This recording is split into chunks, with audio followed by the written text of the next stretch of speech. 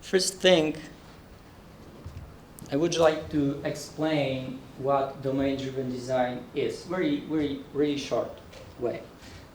We are on DDD VAF meetup, so probably every one of you already knows something about domain-driven design, and many of you probably are experts in that area. Okay, so it is not for you, for the others here, you know. Basically, many people make mistake and think about domain-driven design as building blocks or a way to find boundaries for microservices. So a way how to split your legacy monolith into microservices, or how to create new software on the microservices architecture. And you need, of course, split your work in some microservices. So it is basically the two main points. People are jumping into domain-driven design area, okay?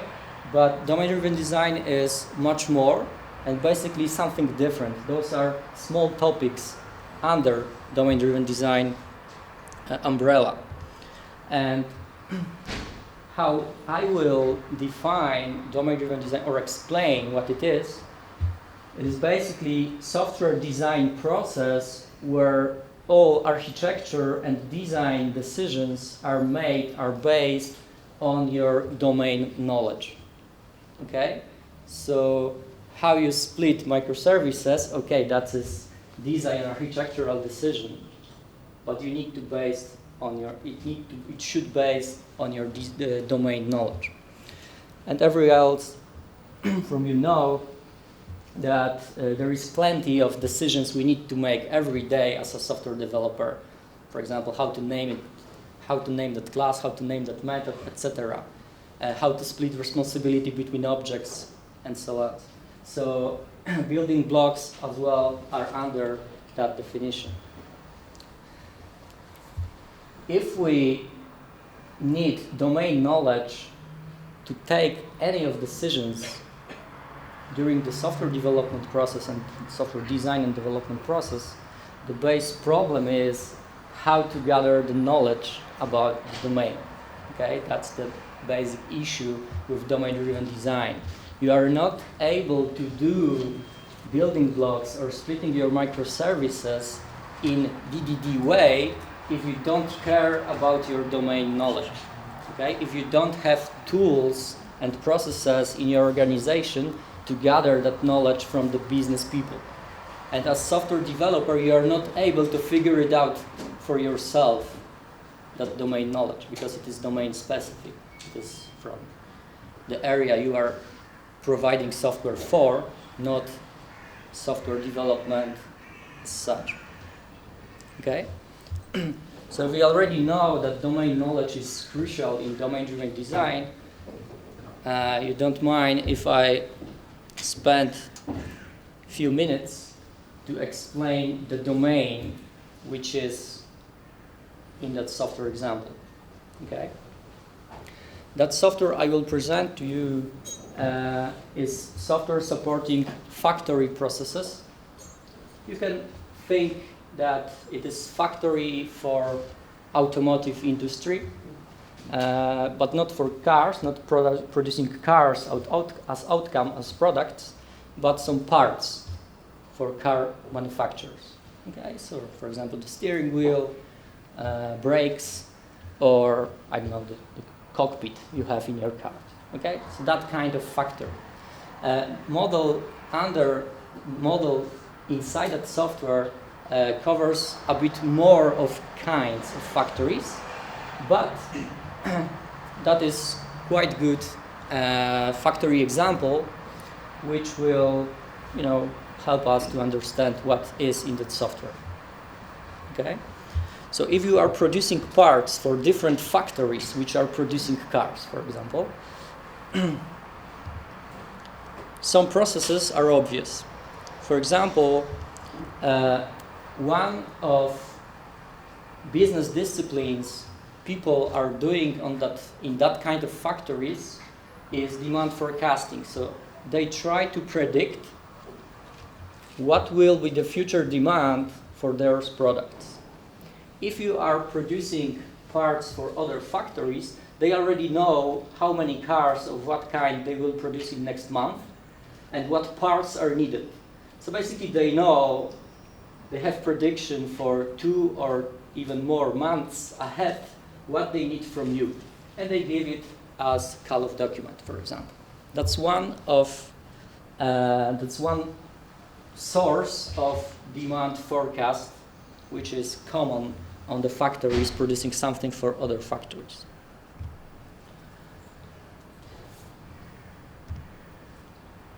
Another flow is something more spontaneous and not predicted. In any time, someone from customer side can call to our logistician and say, numbers from those documents are false, and we want something different for tomorrow or even today. Okay? So we don't need 300 of cockpits of that kind. We want 300 different cockpits or something like that. Okay? So anytime they can adjust their demands. We of course need to provide some information for logistician, so he can decide during the call with the customer, I would like to commit my factory to that change or not. Because not everything is doable. If customer needs some changes really rapidly, we don't have time to produce it, so not necessarily we will be able to do that. So we need information for logistician, for him, to take that decision properly and commit our factory to deliver something different only if it is possible. That's second flow of informations in domain in demand forecasting domain.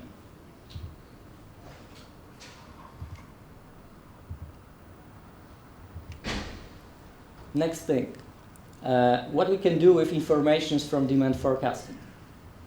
One of possibilities is to leverage those informations in shortage prediction processes. What it means? If some changes of demand can cause shortage on delivery moment, so we will not have parts to deliver right now, and we are committed already to deliver them, it is a real issue. We can stop the customer factory from working because they don't have parts to produce something, etc. So it is a real issue, it is a real concern. So it is another domain in factories. What is the information flow between those domains? Of course,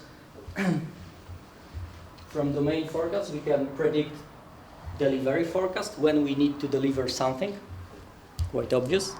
And of course, if anything changes in our demand forecasting domain, we can emit an event to notify those guys.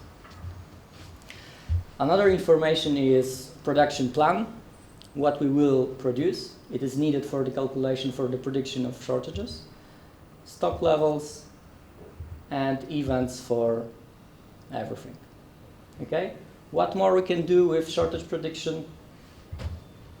We can show predicted shortages, notify basically planner or other actors, and they will do something with those informations. Okay? That's basically the simplest flows which are inside that software. But there is much more. Of course, there is plenty of other domains in the factory, relation between them, different actors, and basically much more.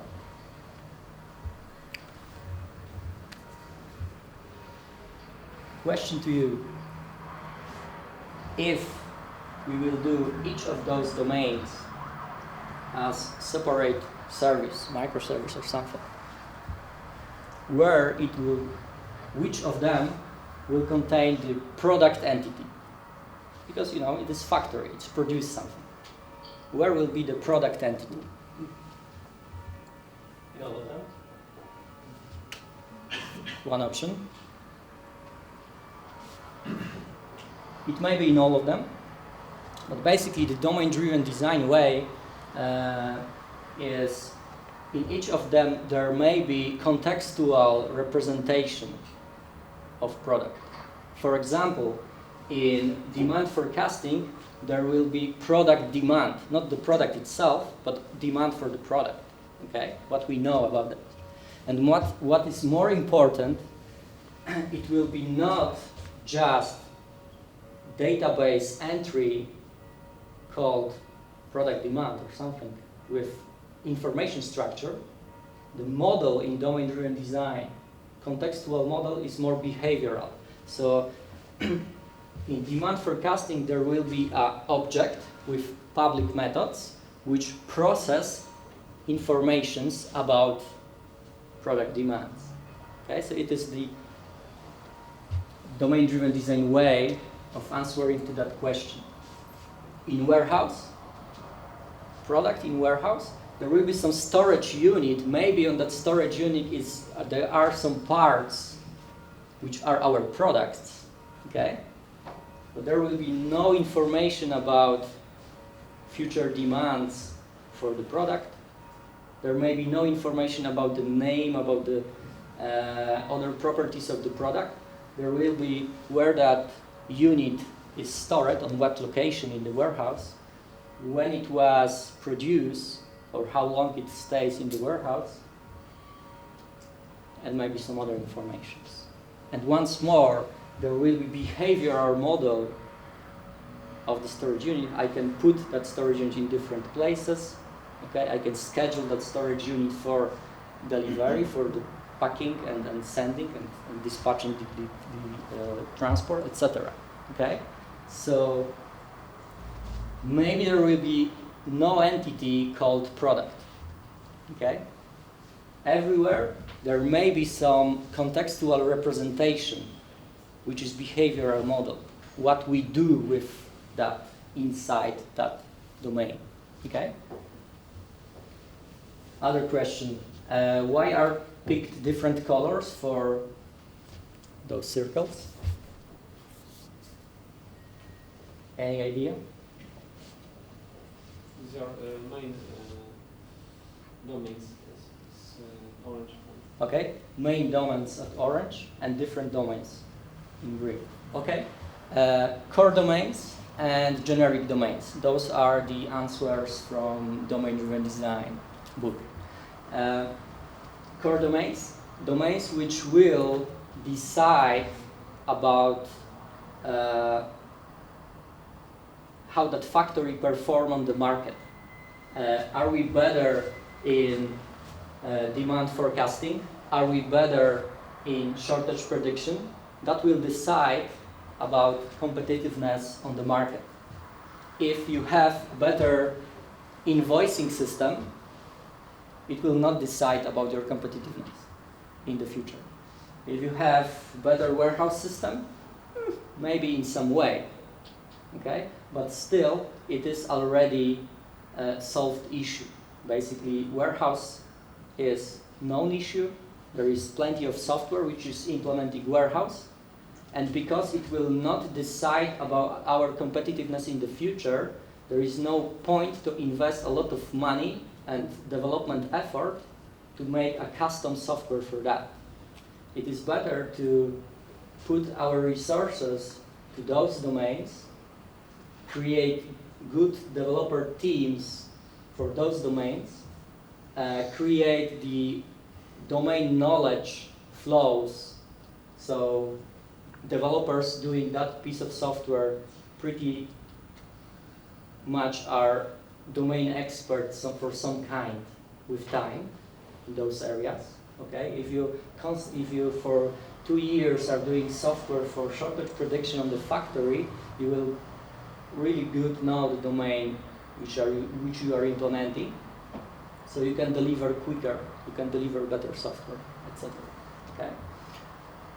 So those are core domains, those are generic domains. There are as well supporting domains, which are basically custom software you need to do yourself, but it will not decide about your competitiveness in the future. So there is no point to do it really well. You can do it, you know, crappy kind of software or something like that.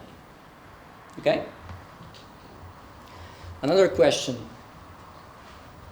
How to create that picture or similar picture for your business problems, for your domains.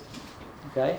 How to learn the domain knowledge to that level to create something like that and put the correct colors. So pick the generic or core domain or supporting domain. One of tools which is really working for me is event storming. It is kind of workshop where you put the post-it stickers together with the domain experts. So basically, it is gathering of domain experts, so people from the business, and software developers. And together, they are exchanging knowledge and building some kind of that wall. Everything starts from orange stickers. It is domain event. So what happened in the business? For example, demand level is changed, some review or document is needed, some delivery planner definition is changed, or product description is changed, or something like that. So a lot of things which happen in the business. Other stickers, comments, blue one. So if some user, some actor, person or external software is requesting something from our software, okay? We can process it, and as outcome of that action, we have event, domain event. Another color, green ones, is read model. So what can I read from the system? Queries from the CQRS. Okay?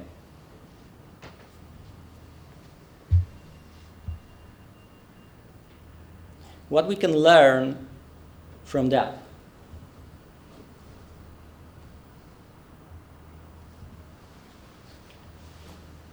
One thing is how the processing behaves inside our system. So it is boundary of our system, some external request, maybe it is REST endpoint, maybe it is some messaging, whatever. There are some actions from the outside world. We are processing it and getting some outcomes from that processing. There will be probably plenty of rules we need to be aware of during that processing. So basically, if statements in our source code. Okay? Some if statements or rules are listed on that card. In another example, we have pretty similar sequence of cards. So the command to our system, some processing, some outputs. Okay? The difference between that example and that example, here we don't have any sophisticated business rules. Basically, here we have changed product description, and here product description is changed. So seems like, you know, CRUD-like processing. Basically, change some definition and definition is changed. There is no fancy rules here. Maybe some validation of the form, nothing else. Okay? It is kind of knowledge we can gather during those meetings, during those workshops. In other words, we can predict how deep will be processing of those actions. How many if statements, how many, you know, fancy stuff will be there. And we can learn from it and take proper design decisions. For example, we can pick different architecture stacks for each piece of software. In that example, we'll dive into code in a few seconds. In that software example, we have 3 separate architectural stacks. Probably you already heard about CQRS, so command query responsibility segregation. So you have different architectural stack for processing of the complex commands. You have different architectural stack for reads from the system, from queries from the system. And in addition, I have for simple CRUDs, so create, read, update, and delete operations, I have separate stack as well.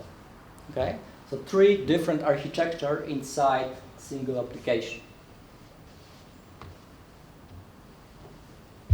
Sounds interesting? Okay. How you are able to fit those 3 different architectures inside a single application, and what for?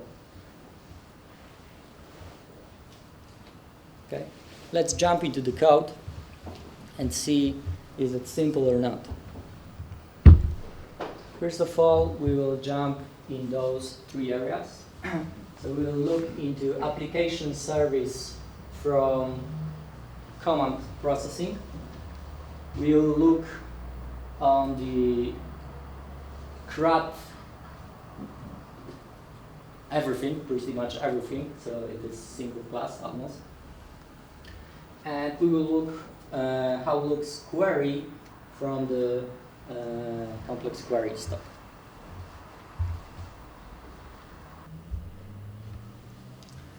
First of all, the simplest stack for CRUD. Basically, it is Java, first of all. Second thing, it is Spring Data repository. Third thing, it is annotated as repository REST resource, which means it will be exposed as REST endpoint. Okay? So basically giving that single annotation here gives us REST endpoint, which allows us to create, update, and delete of information. The really most important thing is don't expose your database records that way. You know, exposing directly your database is pretty crappy idea. But do it other way. Just persist your REST entities. So basically it is consumer-driven contract. So the entity here is designed for the consumer, what he wants to persist or put or post to our endpoint. Okay, what he wants to get is a query from our endpoint. That designs the payloads, and that interface just exposes it as a REST resource.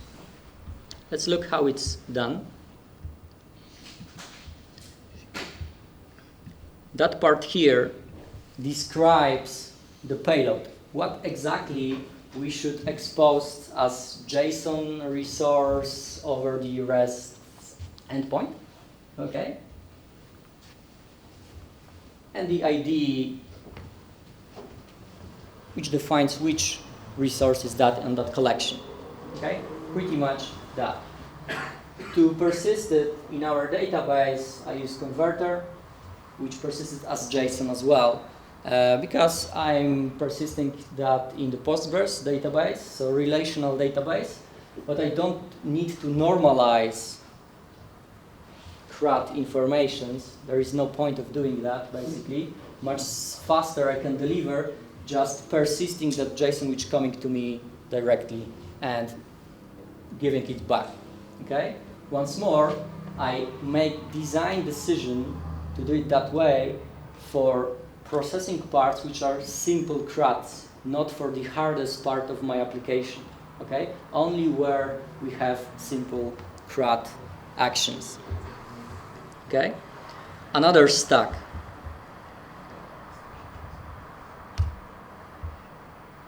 Application service for processing complex commands. Above that class there is REST endpoint, normal REST endpoint as you like. And here is entry point to our domain objects. So complex model, which is expressed in domain-driven design building blocks. And that class is application service from the domain-driven design building blocks, which expose that functionality, domain functionality outside. Here we have the domain object. Here is the public method of the service, some domain representation of the command, another domain representation of the command. Basically, we grab the correct business object based on some ID, process on it. It is object, so it has public methods to process something, and save it if we need to save something after changes, of course. Okay? Right now I will not dive deeper into that model. I will do that in a few seconds. The third stack was, I will try to bring it in. Third stack is the querying. When we have already persistent read models. Okay? So read model is already persisted, it is materialized. We don't need to join hundreds of tables to produce that information. We have it already in our database, and we just expose it to the outside world. Okay? That's part of CQRS.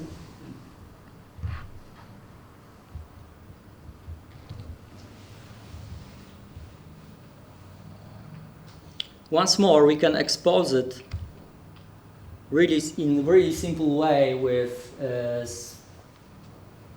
Spring data rest, just by giving the annotation repository rest resource. But in addition, we are extending projection repository, which basically has marked any data changing methods as exported false. So basically, there is no way to change data via REST. We can change data by direct call of the Java method, but not via REST endpoints. So some Java specific stuff, I know not every of you is Java developer, but probably you can figure it out what it means. Okay? And once more, I don't expose tables from my database. I just persisted what I should expose on that endpoint. Okay? So once more, consumer-driven contract, I want to design that entity specifically for that query. I produce that entity on Java side and persist it in database. And here I just expose it to the outside world as REST resource. Okay? So it is not exposing of your database entities. It is just persisting what you want to expose over the REST endpoints. Okay? Really important part of this is where you create those data. Okay?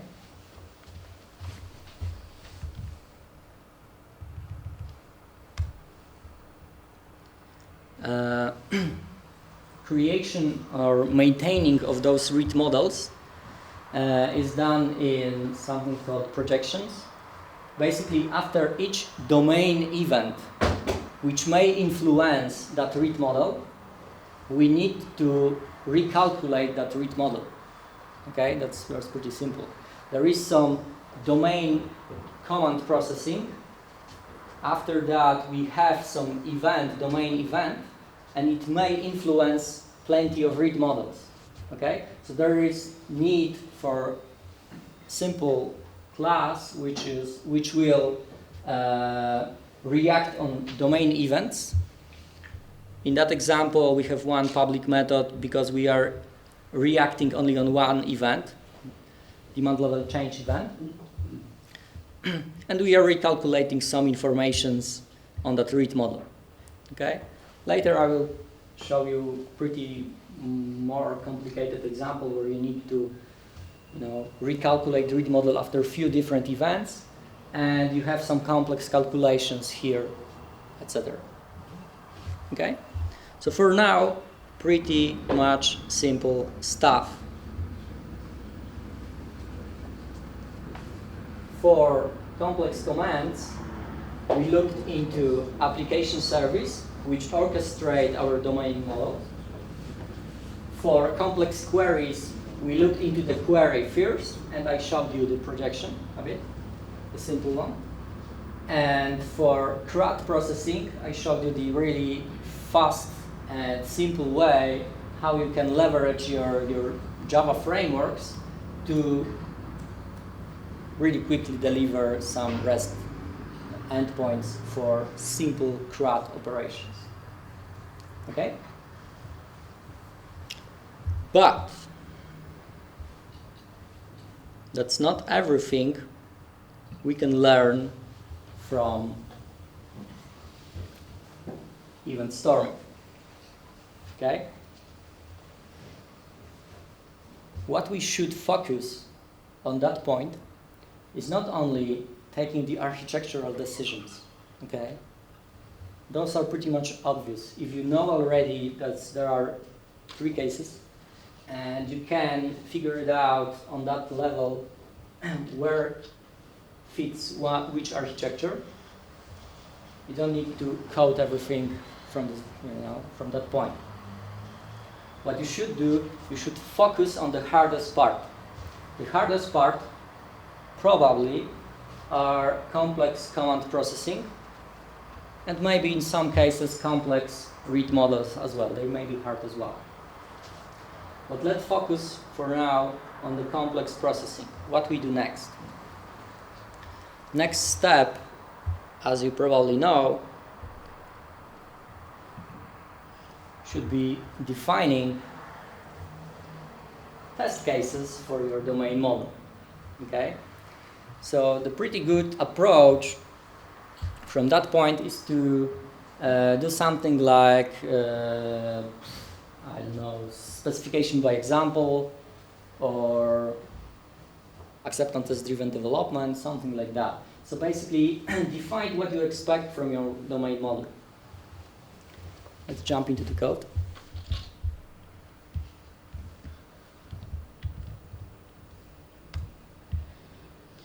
It is example specification written in Groovy. It is Spock framework, another fancy Java tool.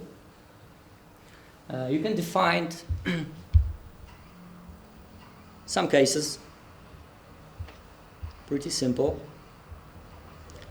And from that point, you can start to code your pure minimalistic domain model. Okay? What I mean by that, you just want to have little piece of code which is passing those tests.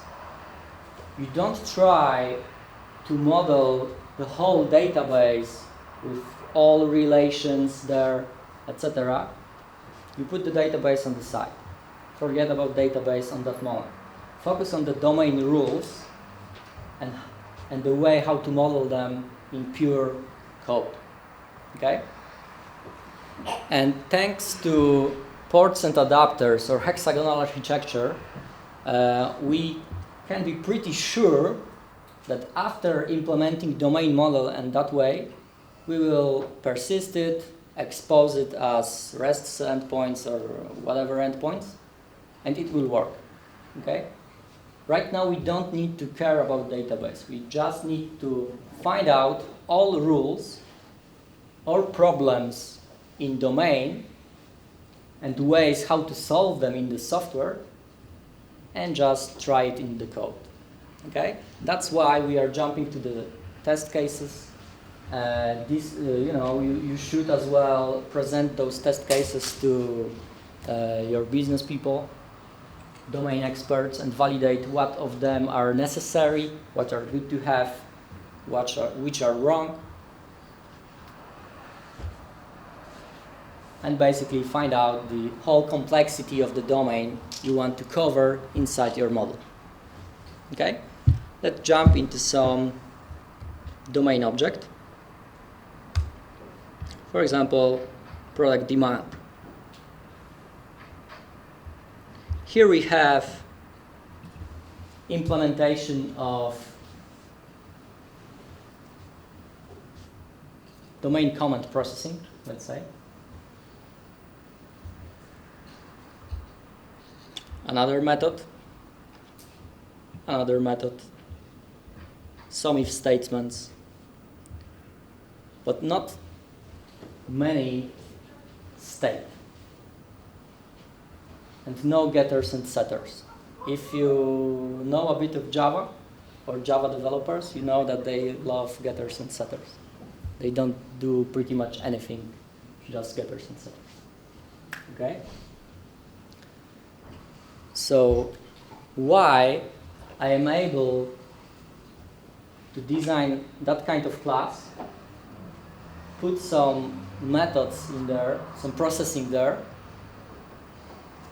and put just minimalistic information.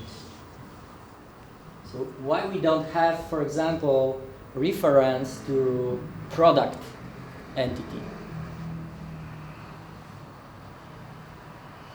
Basically, what you will have in product entity, here it's called not product entity, but product description entity.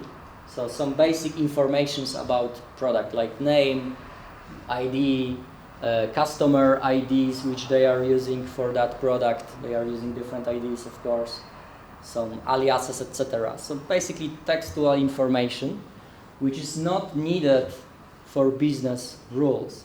I will never do any if statements based on, product name. How long is the product name, for example, and do some business rules here. It doesn't make sense. Okay? So here in that object, I have just right amount of informations to implement all if statements, which are needed to cover all test cases I designed previously. Okay? So just minimalistic information needed to cover all rules, basically invariants. It is another fancy buzzword from domain-driven design. Okay? And of course, I may have not only data, but dependencies as well. So basically here are injected references to different classes,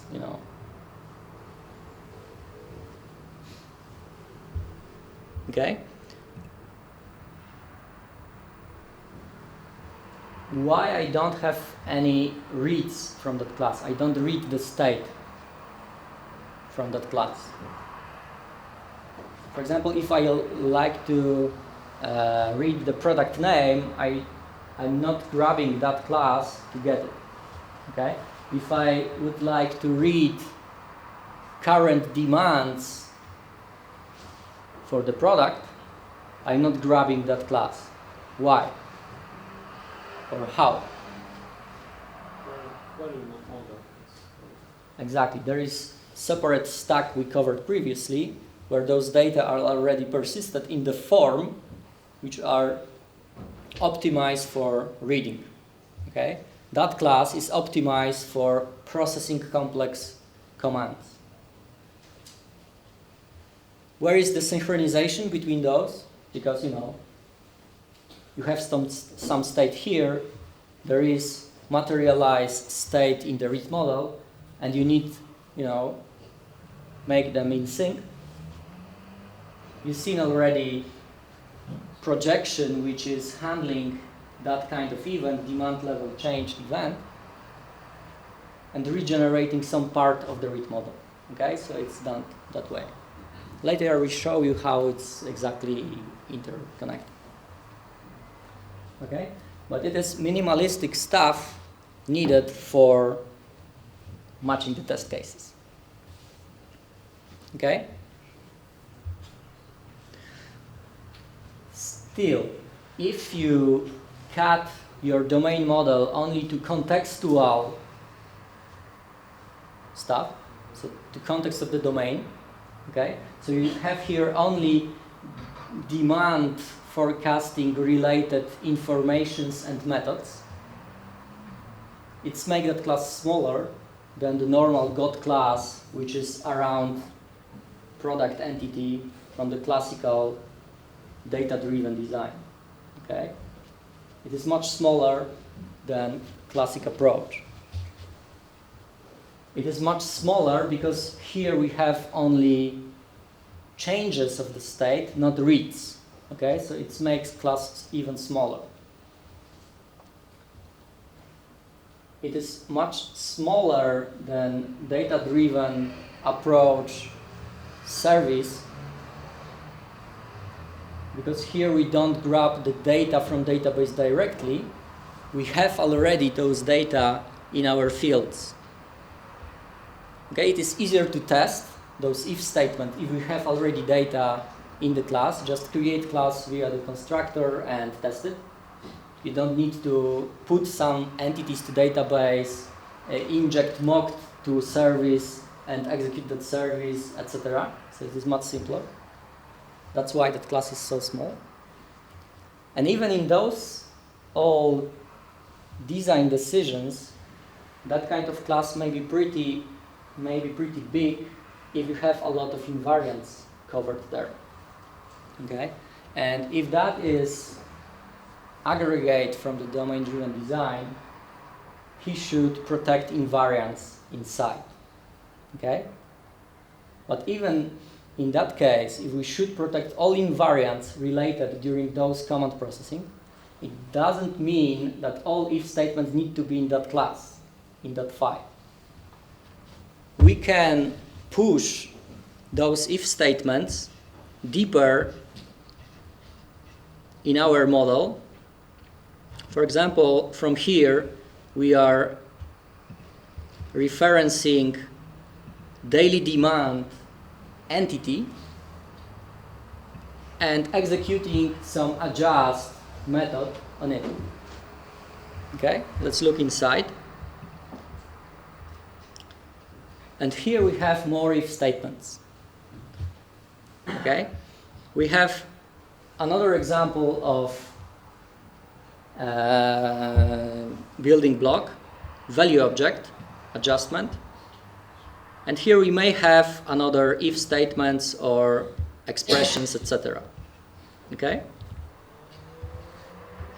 So even if aggregate is responsible for protecting invariants, it doesn't mean that all if statements or the complexity need to be in that single class.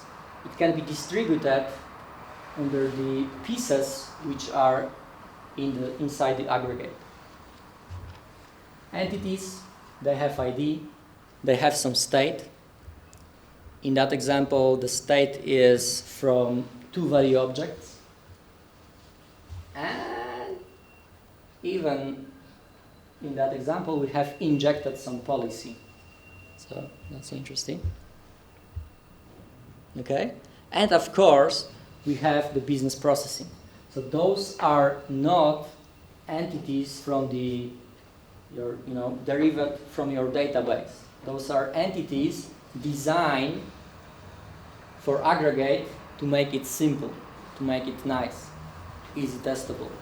You can test that entity separated, okay?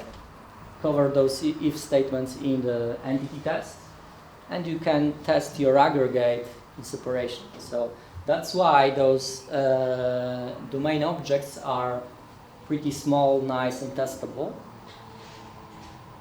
But still, the logic is there. Okay? Those are another examples of design decisions based on domain knowledge. Okay? All of those objects are pretty much understandable for business people. Okay, makes sense?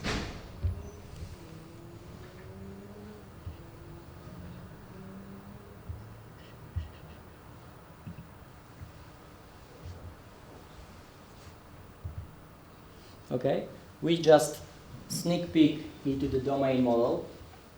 We see there some building blocks, example of the aggregate, example of the entity, and example of the value objects. You've seen some command processing methods on the aggregate. You've seen even some events, domain events, which are emitted from inside the aggregate. Okay. Of course, it is pretty nice little piece of the code we can develop pretty much in 1 day, 2 days, or something like that. So after the event storming session, we dive into specification by example, for example. Design some test cases we want to cover inside our model. Then we jump into walking skeleton, so drafting of the domain objects in the form as you've seen it, so no technology involved, just the pure language, basic elements from the language, no fancy stuff. Okay? What we can do later? Later we need to add some persistence into it. We need to expose it over the REST endpoints or whatever else. Okay? And we can achieve that by closing our domain model inside portent adapters architecture or hexagonal architecture.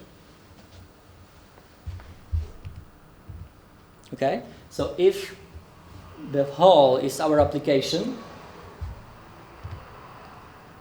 hexagonal architecture is only around that crucial part. Okay? Why? Because it is too simple to make it hexagonal way. Okay? There is no fancy stuff, no fancy rules, just data. Okay? Just like, you know, JavaScript developer which needs some backend, he will expose JSONs on some really simple Node application. Okay? Just persist JSONs, just recover JSONs, nothing fancy.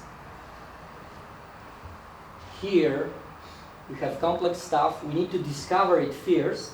That's why we are using specification by example and diving inside those rules, test cases, validating them. Then we propose the model, something which solves the tests. And after that, we are pretty sure what we should implement there, what is needed to deliver, etc. All events from that part, maybe they change, they influence some read models. Okay? Read models can be defined basically by any, so the basics, user experience techniques, so drafting the user interfaces that will give you some, you know, feeling what the read models will look like, what informations we need there. And if you see already the information you want to provide, and you have already that domain model coded, you probably know which events will influence which part of the user interface, the read model, basically. Okay? That goes pretty straightforward. Of course, changes of the CRUD data, CRUD exposed data, may produce domain events as well, and they may influence those read models as well. So you can imagine that there is some view where you see product demands for the 2 weeks ahead and the product description, so the name, ID, and some other metadata about the product. Okay? You can imagine a single read model which covers those two things. So those two events may influence the read model, basically. That's obvious.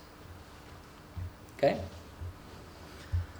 How to implement infrastructure, so adapters for the database and everything else.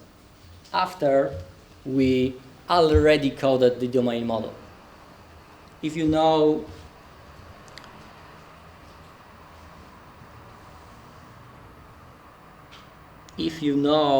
hexagonal architecture, you tried it, you probably know the answer. Let's jump once more into application service. So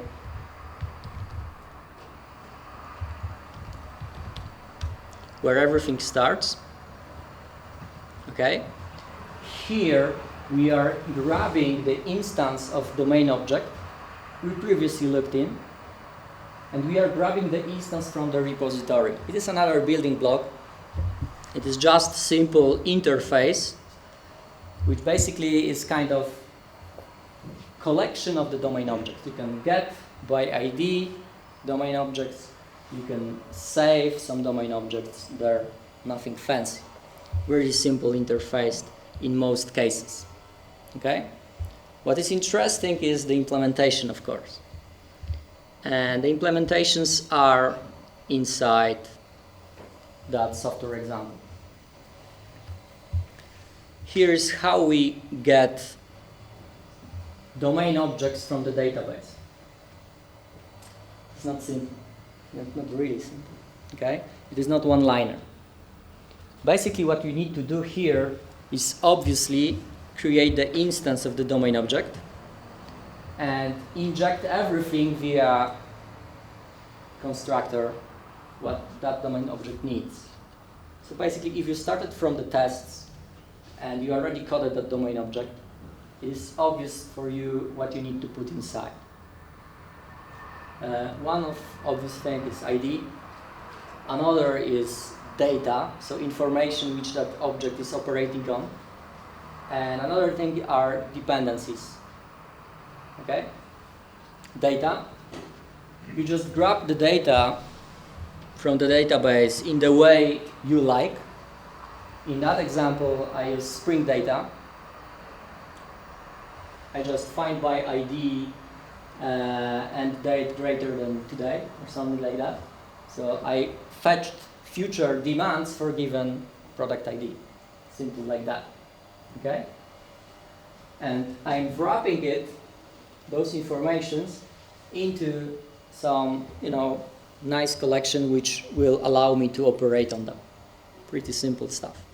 And of course, if there are some dependencies, like dependency to the system clock, or something which allows me to propagate events inside and outside of my application, I need to inject those things via constructor. And because the implementation of the repository can't be managed object by some dependency injection framework, like Spring, those things are as well managed by dependency injection framework. They are injected as dependencies into the repository implementation and just propagated to constructor. Simple like that. Okay? So it is not a fancy piece of code. Everyone can write it. Everyone can understand it. Nothing fancy. But of course, there is a question. Do we really want, using hexagonal architecture and making our domain model in first place free of technical dependencies, and afterwards add additional classes like this, which is adapter to some kind of storage, to Postgres database, okay? And not influencing directly our domain objects. So basically, technology is not put inside the domain objects. There is additional class which covers the technology issue. Okay? There's a question, do we really want to do that? Another way of doing that is just changing a bit our domain object, putting there some annotation from this Hibernate or some other ORM technology, which will allow us to persist that data from the domain object directly without writing that piece of code. It is a question for you. You need to decide for your own what is better for your project. So hexagonal architecture is not a need. Okay, it is really good stuff if you think about your software in longer time frame. You can imagine that your organization is investing, I don't know, $1 million in your software, on hundreds of million dollars. It depends on your organization and software you're doing. So basically, they are investing a lot of money. Okay. And they don't want to hear from you in 2 years that you are disappointed from technology used in that application and you want to rewrite it from scratch. Okay? If they invest a lot of money giving part of it to you and expecting the great software from you, they are not expecting your complaints in 2 years ahead. Okay? That's pretty much obvious if you think about software development as investment. Okay? Those companies are investing huge amount of money to create software solutions. And to profit from that investment, time is needed. Okay? So if you want to, you're asking for more investment in 2 years before they make money on it, it doesn't make sense. It is not good business plan. Okay? That's why hexagonal architecture is pretty much important. Okay? That allows you to rewrite that single class if you are not happy from Spring Data solution. Okay? If I done that product, that software, I don't know, 3 years ago, I will probably use just Hibernate. Okay? Right now, we have Spring Data. What we will have in 2 years?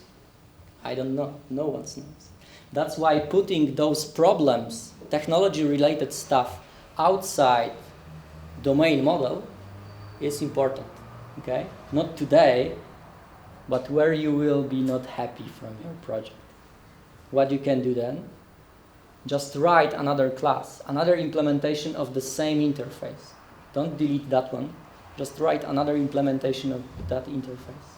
And check it is working. So you can have different stores. For example, MongoDB. Okay? You can have 2 repositories implementations for the relational database and the MongoDB. You can even put those on the productions and all changes will be persisted into both of them, but the reads will be only from the official source. Okay? And you even can read from 2 sources, create your domain object from 2 sources, and compare them.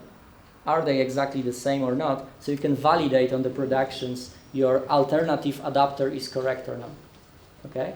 And you don't need to rewrite whole application from scratch.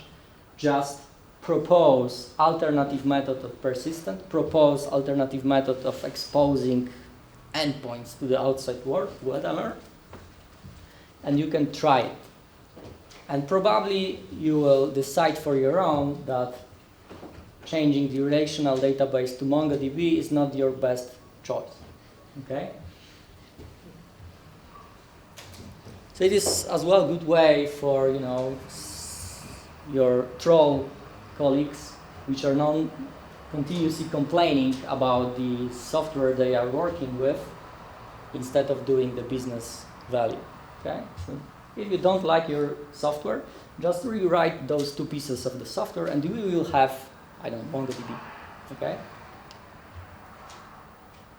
And you can drop their changes because they are not needed, or you will learn that that alternative adapter is pretty much awesome, and you would like to rewrite all your adapters to those new technologies. Okay? That is pretty strong possibility we gain by hexagonal architecture. Okay?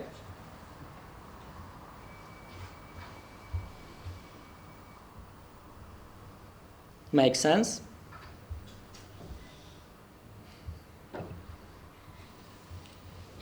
How we develop hexagonal architecture? You know that we started from event storing. Then we do some specifications, by example, for the hardest parts, domain model. Then we propose domain objects, okay? And those domain objects are getting commands, blue stickers in event storing, and generating domain events, orange stickers from the event storing, okay? And during implementation, you figure it out for yourself. Business people will not understand it, but you will figure out during implementation that you need some ports, integration with your own database, you will provide later, and integration with different services, different software pieces, or different modules of your own application, okay? Probably from another domain, okay? So you start from the inside of the circle, you define what you need from the outside. Those are outgoing ports, outside ports. And you define what your domain is providing for the outside world, so incoming port, application service. So what you can do with your domain under the hood. Here you define what domain needs for the processing, or what domain influence after processing, or during processing. Okay? And basically, all ports will be defined during the implementation of the minimalistic domain model, and in any time you decide, you can provide adapters based on the latest and greatest technologies you have in your project, and adapters to different modules of your own applications. Okay? Okay. So you understand how the process is flowing, how the software is look like, and how we gain domain knowledge flow from the domain expert to the software developers. How we achieve long-term technology evolution. Okay. Another big problem in the software is how we achieve long-term business evolution. So if our business is living on the demanding market, they need to adjust to the market state basically, or predict what market would need from them. That's why your business code may evolve as well. Not only technology is evolving, business is evolving as well. Okay? How to address that issue with domain-driven design? Any ideas? That issue will be covered inside domain model. How? Basically, there are two really important techniques. First are domain events. Basically, if you have all business-related changes of information inside your app, represented as domain objects, basically any new feature which needs those data or which need to be triggered by those changes, those domain events, can be added as new software, as new product, or as new module, as new class, without changing of existing application. Okay? So you can add some new computation after domain event. You can add new read model, new report, etc. after domain events, etc. It is really good punch for software extensibility. It is related with event-driven architecture.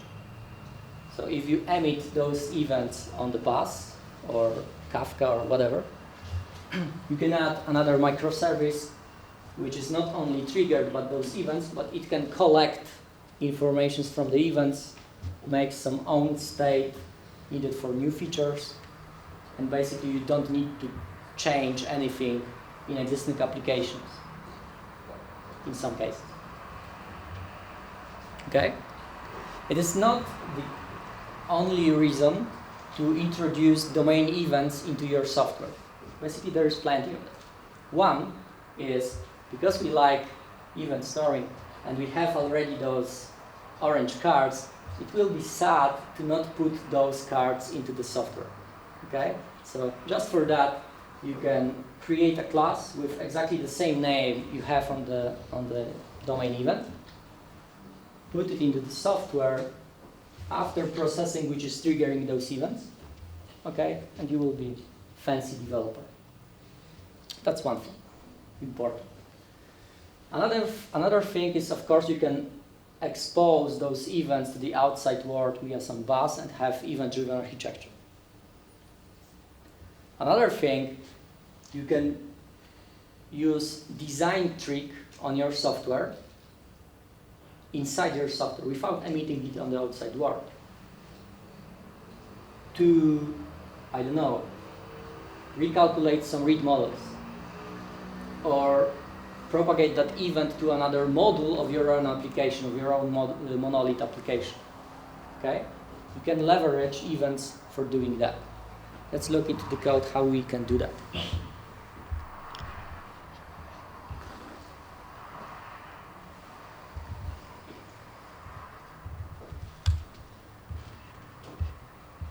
Okay, we have our product demand aggregate. Here we have first command, and somewhere on the end we emit demand level change event. It is representation of the domain event, the orange card, with exactly the same name which we have there. Here is dependency injected to our domain object. Basically, it is port from portent adapters. Okay, port defined by the domain model. What domain model want to expose on the outside world, influence on the outside world, something like that. Let's look into implementation of the emit method.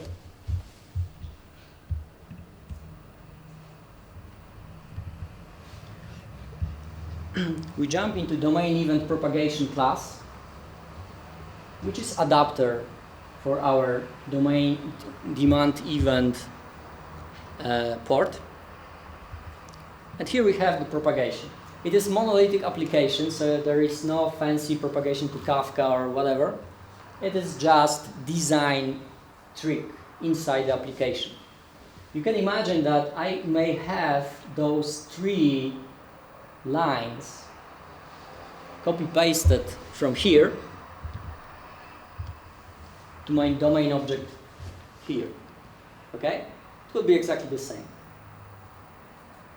The difference is my domain object needs to have those 3 dependencies, not just one. If in the future there will be another software piece of application which would like to react on that event, I will need to put it here in my domain class.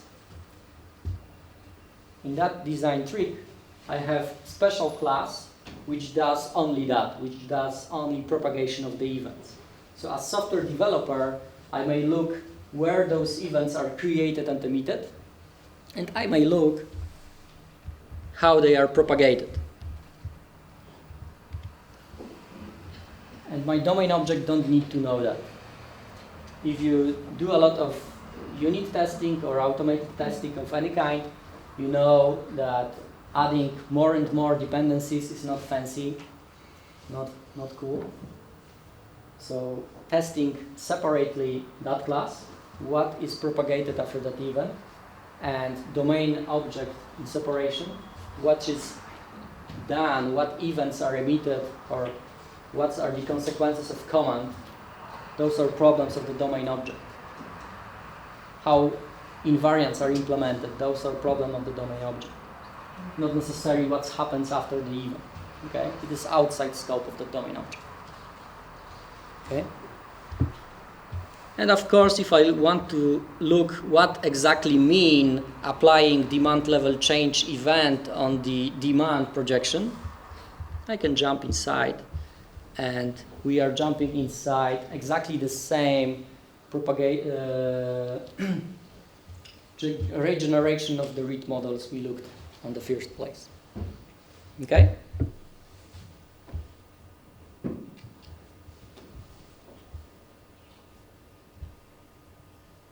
So it is another way of leveraging domain events.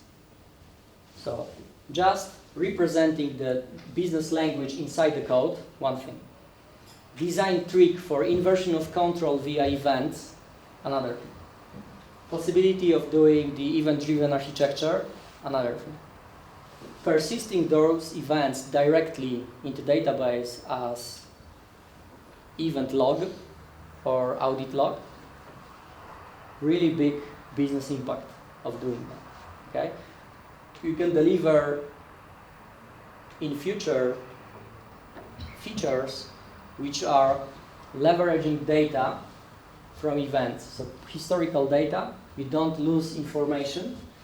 So you can, for example,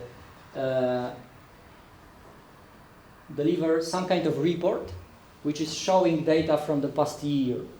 Okay? And you don't need to wait a year to fill information inside that report after delivering in a production.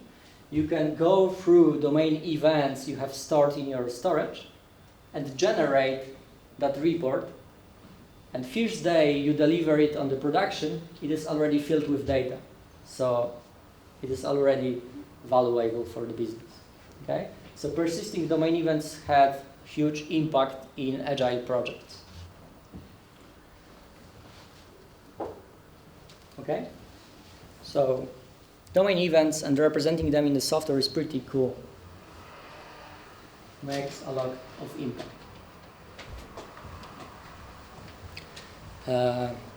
Okay? Another technique to provide business extensibility of our software. So how our software will evolve with business, etc., are policies. So this is another building block from domain-driven design.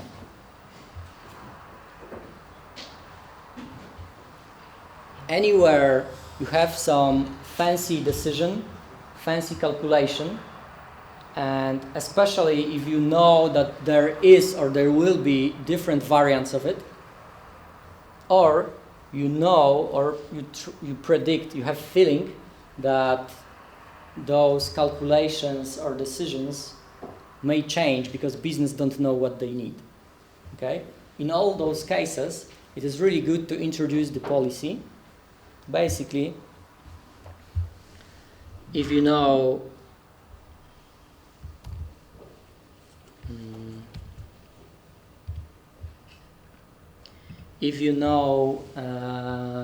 strategy pattern from object-oriented programming, it is kind of related.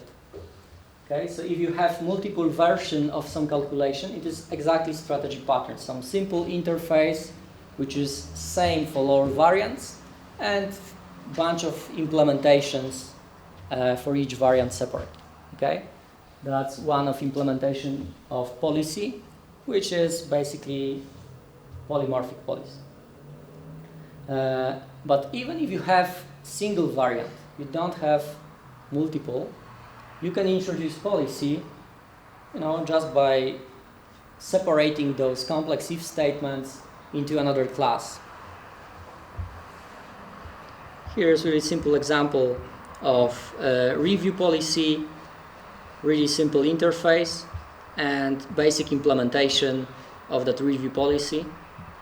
Thanks to that separate class, you can test it in separation. Okay, so a lot of test cases, which are, you know, pretty simple, one-liners. Each of those lines is a separate test case. You don't need to multiply your aggregate test cases by those, because you put those complexity to separate class. You can test it in separation, so you reduce the amount of tests needed for your aggregate. This is another benefit of introducing complex stuff inside politics. Okay? Your domain objects are stateful. Okay?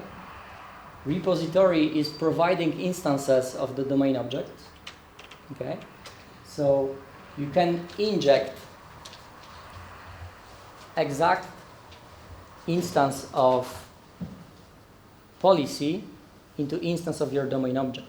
So basically you can provide some fancy mechanism of, you know, multi-tenancy, or basically you have different implementation of the policy depending on what product you are operating, or what region you are operating on, what customer you are operating on, whatever.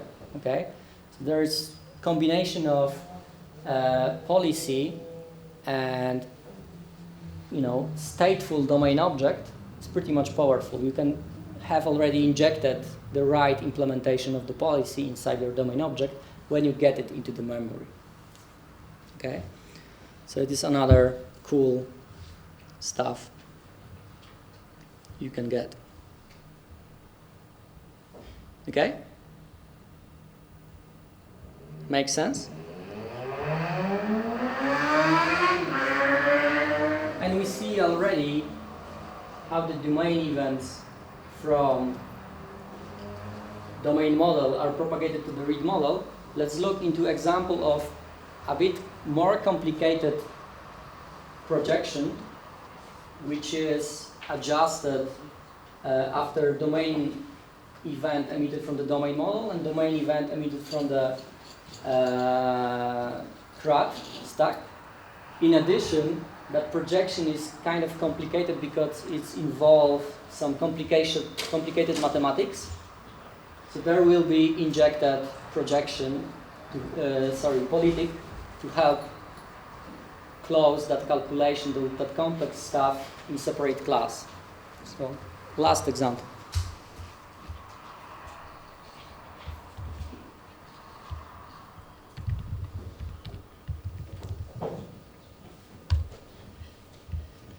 Okay, so it is projection from the query stack, but it is part which is regenerating materialized information. First of all, we are reacting on two events. So we have two public methods reacting on two different events, and some different implementation because those events are influencing in different way that read model. In addition, we have injected inside our projection something which gives us domain object. That domain object is kind of stateful policy. It's a policy which has maybe single implementation, but it is fed with data from the database. Basically, there are variants of policy configured via database. Okay? That's why we have some repository providing that domain object, and during processing of the event, you know, we just delete some read model entities, recalculating with our domain object that mathematical part, and persisting new calculated entities into database. So basically, it is once more hexagonal architecture, where on the infrastructure side, we are leveraging some part of domain to calculate hard stuff. And for infrastructure, we have pretty simple, remove some data, save some data. Simple like that. Okay? Of course, if there is too much of noise in those classes, you didn't grab everything you wanted to understand from that lecture, you can look into that example. You can read the README on the GitHub, and probably you will figure it out everything you need, especially if you are a Java developer. But even if you are a C# developer or whatever great language you use, you will understand what's happened here. Okay? I believe there is a pizza. Yeah. Okay. So, thank you.